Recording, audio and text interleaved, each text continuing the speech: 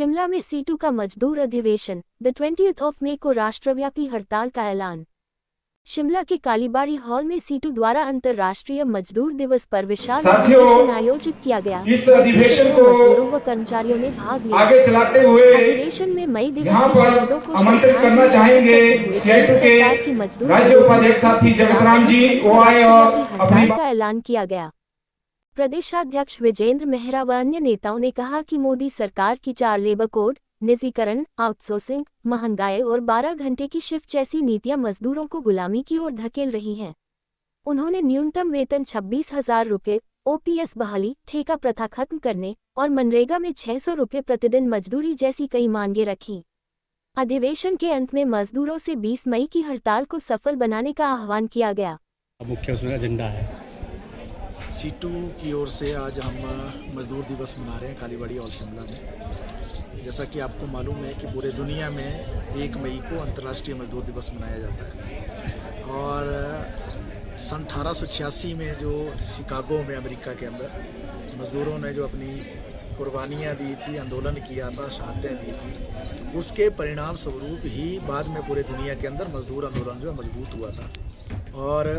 मज़दूरों ने ऐतिहासिक लड़ाइयाँ लड़ी और बहुत सारी मांगों को हासिल किया, जिसमें 8 घंटे की लड़ाई का भी एक प्रमुख मुद्दा उस दौरान आज से 140 साल पहले जिसको लड़ा गया था और दूसरी मांगें भी थी। तो आज जब हमने सीआईटीयू राज्य कमेटी की ओर से पूरे प्रदेश के अंदर इस तरीके के कार्यक्रम आयोजित किए हैं और शिमला के अंदर भी कालीबाड़ी हॉल में इसको हमने एक अधिवेशन का नाम दिया, जिसमें हमने दूसरे बिरादराना संगठन जो हैं SFI है, DYFI है, किसान सभा है, महिला समिति है, दलित शोषण मुक्ति मंच है, जन विज्ञान आंदोलन है और इस तरीके से जितने भी बिरादराना संगठन और विभिन्न यूनियनों के लोगों ने इसमें हिस्सेदारी की है। हमारा मानना ये है कि आज के दौर में मजदूर दिवस का महत्व इसलिए भी ज़्यादा हो गया है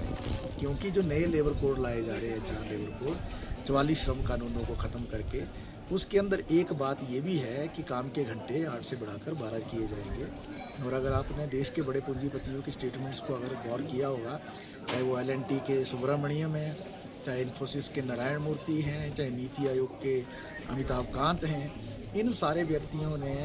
बार बार जो है सरकार से गुजारिश की है कि 12 से लेकर 15 घंटे का कार्य दिवस हमारे देश के अंदर लागू होना चाहिए। और एक पूंजीपति ने तो यहाँ तक भी वकालत की है कि हफ्ते की छुट्टी भी नहीं होनी चाहिए। तो मजदूर दिवस पर 140 साल पहले जो मजदूरों ने लड़ाई लड़ी और उसके बाद जो पूरे दुनिया में 8 घंटे का कार्य दिवस लागू हुआ, आज बिल्कुल उसके उल्टा 140 साल के बाद हमारे देश की मोदी सरकार जो है पूंजीपतियों से मिली भगत करके पूरे कानूनों को रद्दी की टोकरी में डाल रही है, उनको ख़त्म कर दिया है और इस तरीके से जो है ऐसा रोज़गार पैदा किया जा रहा है जहां एक तरफ बंधुआ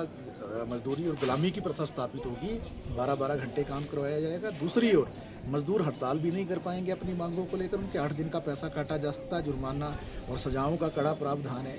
और इसके साथ साथ जो मजदूर हैं उनके पक्के किस्म के रोज़गार पर भी हमला मंडरा रहा है क्योंकि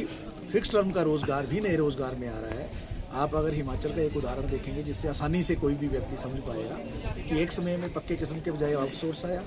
इस सरकार ने कहा कि आउटसोर्स के बजाय हम जो है नीति बदल देंगे, तो इन्होंने मल्टीटास्क शुरू कर दिया। अब आउटसोर्स में तो कम से कम ये था कि 12,000 रुपये तो तनख्वाह मिल जाती थी कम से कम, मल्टीटास्क में तो आप 4500 दे रहे हो, 5400 दे रहे हो, जितना मिल भी रहा था मजदूर को उसमें भी कटौती हो गई। तो ऐसे ही मोदी सरकार जो फिक्स टर्म ला रही है, इससे मजदूरों पर बहुत बड़ा हमला होने वाला है। लेबर ऑफिस में वो बचेंगे नहीं, लेबर कोर्ट की संरचना पूरी तरह से बदल जाएगी, जहां न्यायाधीशों की अपेक्षा जो हमारे जो प्रशासनिक अधिकारी हैं उनकी जगह ले लेंगे और इसके साथ साथ मजदूर यूनियन बना नहीं पाएंगे। उनकी यूनियनों का रजिस्ट्रेशन की प्रक्रिया बेहद कठिन कर दी गई है। जो यूनियन रजिस्ट्रेड है भी पहले से पंजीकृत, उनको डी रिकग्नाइज करने के प्रावधान भी काफ़ी सख्त इसमें लाए गए हैं। और अगर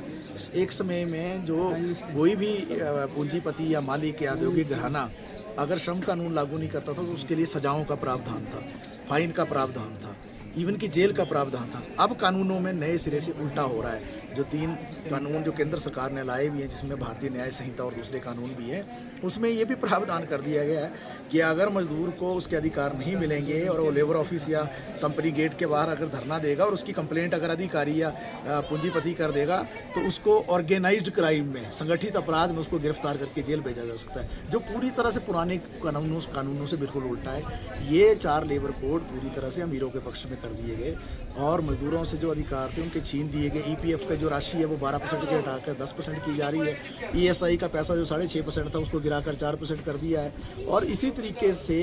जो बहुत सारे कानूनी प्रावधानों को नष्ट कर दिया गया है। तो इसीलिए आज जो हम ये मजदूर दिवस भी मना रहे हैं तो हमारा प्रेरणा यही है, हमारा संकल्प यही है कि जो लड़ाई 140 साल पहले मजदूर वर्ग ने शिकागो की धरती में लड़ी, उस लड़ाई को हमने आगे ले जाना है, उस संघर्ष को आगे ले जाना है और सरकारें जिस तरीके से अमीरों के साथ खड़ी हो रही हैं उसका करारा जवाब देना है। और इसीलिए 20 मई को जो पूरे देश में राष्ट्रव्यापी हड़ताल हो रही है उसकी तैयारियों के लिए भी एक प्रमुख मंच के तौर पर आज मजदूर दिवस का हमने जो है वो उसको संकल्प के रूप में लिया है। और 20 मई को जो हड़ताल होगी जिसमें मजदूर के साथ किसान और किसान के साथ जनता के अन्य तबके और तमाम जनता की व्यापक एकता बनाते हुए एक ऐतिहासिक हड़ताल जो है 20 मई को हम करने जा रहे हैं।